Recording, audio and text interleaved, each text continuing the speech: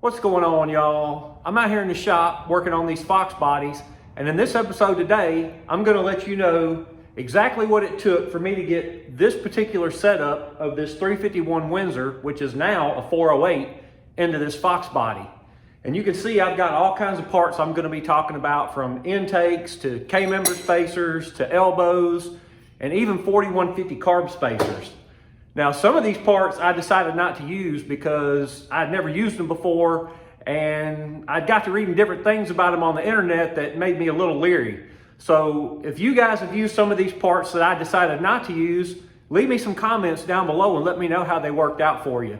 But guys, I've rambled on long enough, so let's see what it took to get this set up in this car. The first thing I want to talk about is what I consider to be probably the most important part of getting this to fit. And if it's not the most important part, it's got to be number 2 on the list. And that is, what hood are you running, or what hood are you going to run?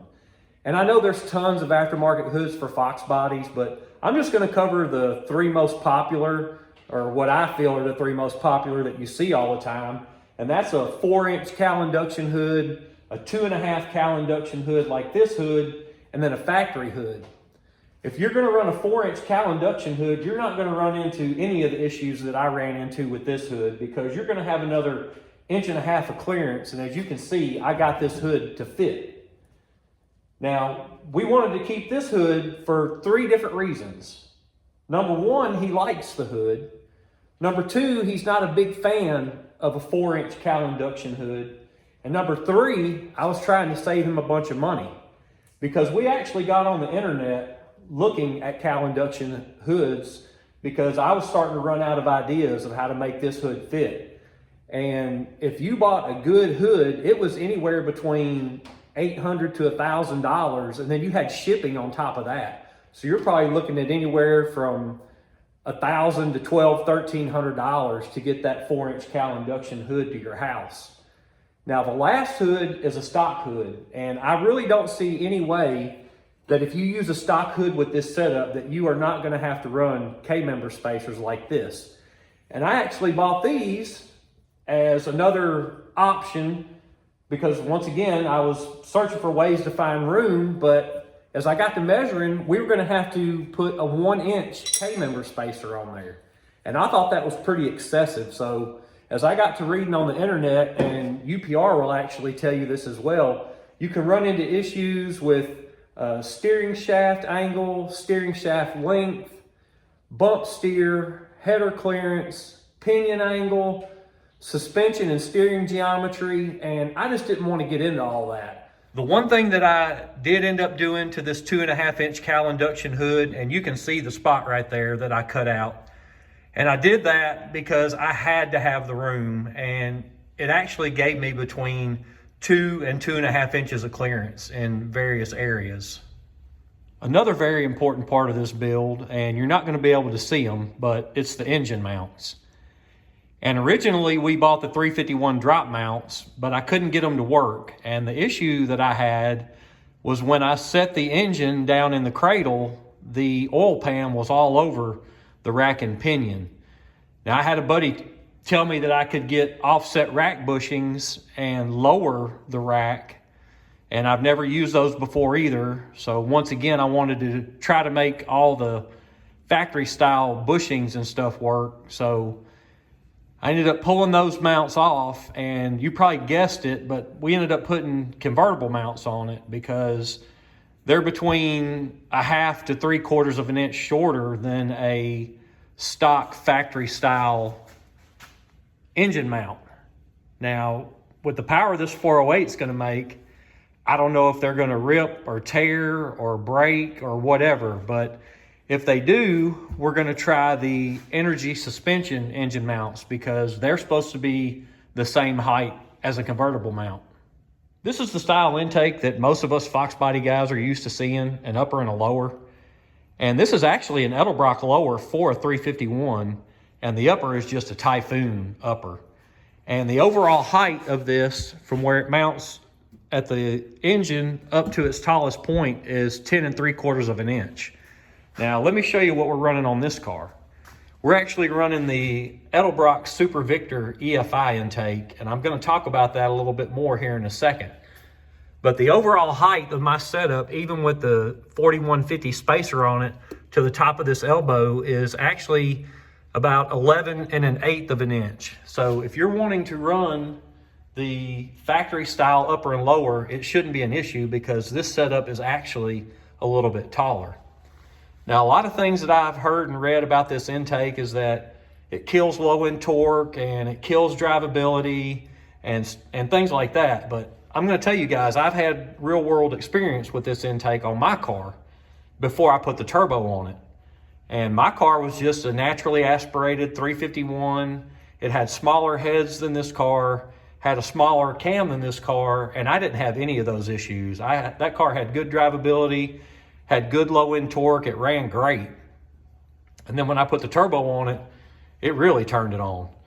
But if you think about it, guys, an engine is basically just a big air pump. So when you get into an engine like this with big heads, big cam, you want to be able to move that air and make more power, because this intake right here is going to make a good bit more horsepower than this intake.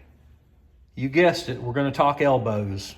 And I had to get an elbow that would clear the fuel rail, but also would not hit the hood, even with it being cut out. He had originally bought this Edelbrock, and it gave us the clearance that we needed here, but here it was too tall, and it hit the hood, even with it being cut out. So knew that one wasn't going to work. I looked around, and I was trying to avoid buying the Holley one because it's a little pricey. And Edelbrock does have a low profile, and it probably would have worked fine. I think it's 3.5 or 4 inches tall, but it's 8 inches long. So the end of the elbow, when I took my measurements, it was going to be out here over the valve cover. So that ruled that one out. So we went ahead and got the Holley elbow. And when I first put it on without a spacer, it was hitting the fuel rail right there. And it only needed about an 1/8 inch of clearance. And I originally tried to use a 1 inch spacer, but it put us in the same position, gave us the clearance here, but it was hitting the hood there. So ended up getting a 1/2 inch spacer, and it's worked out really nice, and it's given us all the clearance that we need. There is another option for fuel rail clearance, but it's only going to work if you're running an aftermarket EFI, like a Holley Terminator or something like that. And that is, you can buy like a short injector. You know, like Holley makes a short injector. He already had these injectors, and they're 42 pounders out of a Lightning. So they're Foxbody factory height. So I wanted to go ahead and make all this work. The next issue that I had to deal with, now that I had figured out my elbow height and everything, was my throttle cable. Because we originally didn't buy this Accufab spacer because I did not know which elbow we were going to use. So I didn't know what width of spacer I would need. And originally, I just tried to put the throttle body right up against the elbow. Well, when I did that, the throttle cable was all over everything. The fuel rail, I mean, you couldn't even open the throttle a quarter. So I took some measurements, and we ended up getting this Accufab 2 inch spacer, and it actually set the throttle cable almost in the factory location, and it works really smoothly now. We were originally going to run the tall style valve covers, but as you can see with our clearance issues over here, everything was hitting the tall valve cover. If you had a 4 inch cowl hood, he would have been able to run the tall valve covers. But with us needing all the clearance that we needed in all the different areas, a factory style short valve cover was really our only option. Anderson Ford sells a 4 inch cold air, as we all know. And we almost bought one, but I wasn't sure that it would work with the customization that I had going on up here, and also where I have the fuel pressure regulator sitting. I'm not sure how close that this throttle body is to the factory location. So that's what kind of swayed me from that. So I just decided to build one. And I'll be honest, I got all this stuff right off Amazon. This is just a 90-degree elbow that I cut down. And then down here, this is a 90-degree elbow. Then I got some straight stuff. and then another straight pipe going into the fender well where the filter is attached. And the hardest part of this was cutting out the factory location for the 4-inch tube to go through. The last thing I want to talk about are the headers. And I know those passenger side headers are hard to see with the cold air in the way, but I always use the BBK 351 swap headers. They fit great, they clear everything, they're easy to install. If you watched my video of me installing this engine, you saw how easily the passenger side, I mean, it just dropped right in. And the driver's side, I only had to raise the engine about 2 inches to get it in. Now, the one thing I do want to mention is the collector is only 2.5 inches. So if you're wanting to run a 3-inch exhaust like we are, you're going to have to come up with an adapter that will go from your 2.5-inch collector to 3-inch exhaust. All right, guys, I'm going to go ahead and wrap this one up. And hopefully this video will help you if you're looking to do a similar setup like this in your Foxbody. I'll go ahead and leave all the parts down in the description so you'll have access to all that.